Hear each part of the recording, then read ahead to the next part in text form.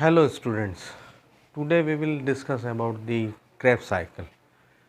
This is the second step of the mechanism of respiration.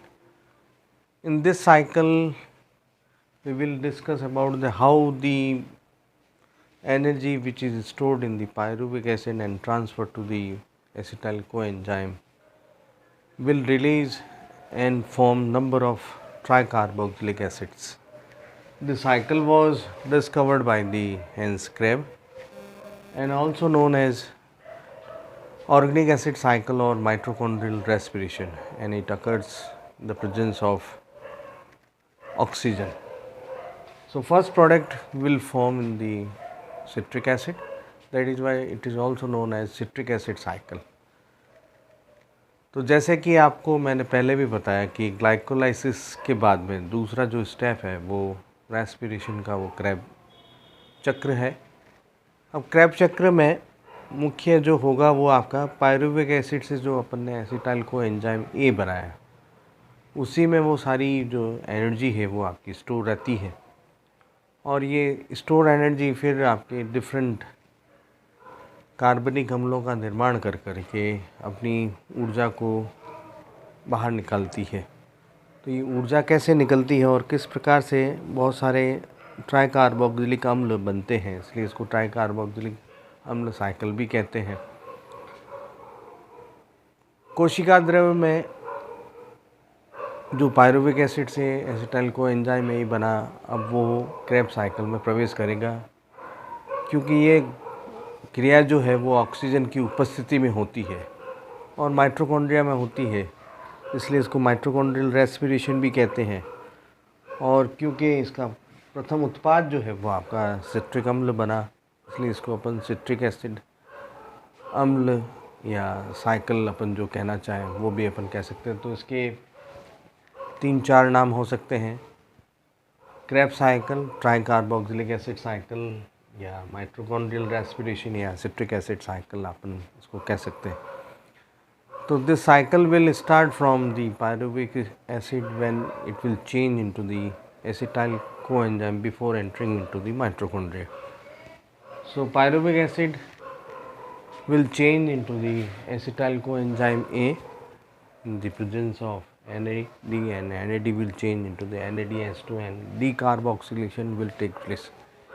यानी प्रथम जो आपका पद है उसमें पायरुविक एसिड जो एसिटाइल कोएंजाइम ए बनाता है, उस एसिटाइल कोएंजाइम ए से अपन जानते हैं कि कार्बन डाइऑक्साइड जब पहले निकलती है और वो NAD से NADH2 के द्वारा ही बन पाता है, और उसके बाद वो है माइटोकॉन्ड्रिया में प्रवेश करता है। तो in mitochondria the oxaloacetic acid is also already found in the form of organic acid.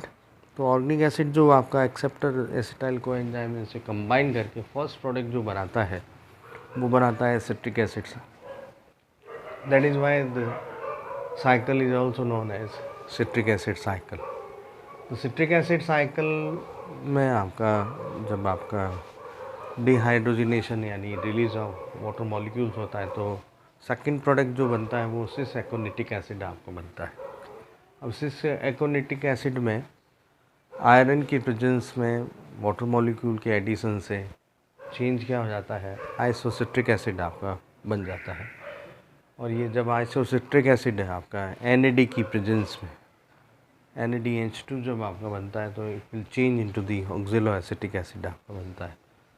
तो ये ऑक्जेलोसक्सेनिक एसिड जो आपका बना है, ऑक्जेलोसक्सेनिक अम्ल, वो वापस मैग्नीशियम आयन की प्रेजेंस में और डीकार्बोक्सिलेशन, वही रिलीज ऑफ CO2 यानी कार्बन डाइऑक्साइड निकाल कर एल्फा कीटोग्लूटेरिक एसिड आपका बनाता है। तो ये अल्फ़ा कीटोग्लूटेरिक एसिड आपका नेक्स्ट प्रोडक्ट जो बनता है वो फिर वही वापस डीकार्बोक्सिलेशन करके क्या बना देगा, वो वापस बना देगा सक्सेनाइल को एंजाइम ए। अब सक्सेनाइल को एंजाइम ए जो है वो H2O के जुड़ने से और GTP में चेंज होने से ये सक्सेनिक एसिड है, और इसमें से को एंजाइम ए भी आपका रिलीज़ हो जाता है, सक्सेनिक एसिड आपका बन जाता है। और succinic acid will change into the fumaric acid in the presence of FAD, and FAD will change into the FADH2. अब फ्यूमेरिक एसिड जो है वो लास्ट में जाके कौन सा प्रोडक्ट या एसिड बना देता है, वो है this is called malic acid when the H2O molecule is added.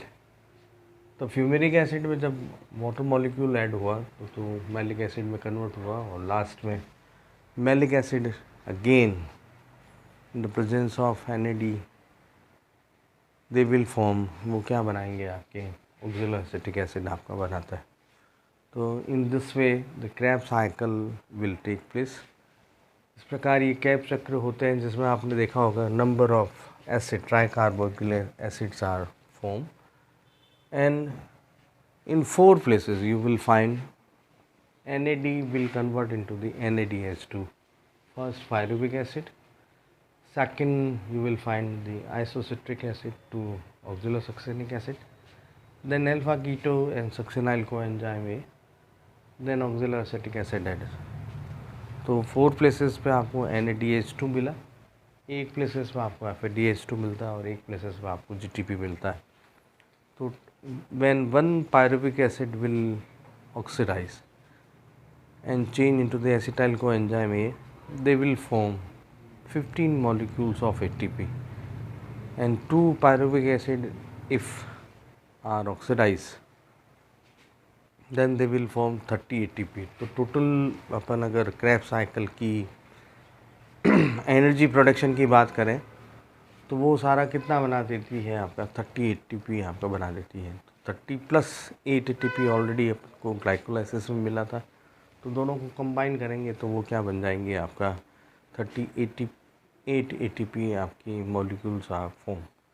अब ये 38 ATP बने कहाँ से, तो 38 ATP मॉलिक्यूल्स जो हैं वो आपके नेक्स्ट जो साइकिल होगी वो जिसको अपन इलेक्ट्रॉन ट्रांसफ़र सिस्टम या ऑक्सीडेटिव फॉस्फोराइलेशन कहते हैं, उसमें how they will change like NADH2 और FADH2 will enter into the electron transfer system, that is called oxidative phosphorylation, और उसमें चेंज होकर with the help of ATPase enzyme वो आपकी एनर्जी का प्रोडक्शन करते हैं।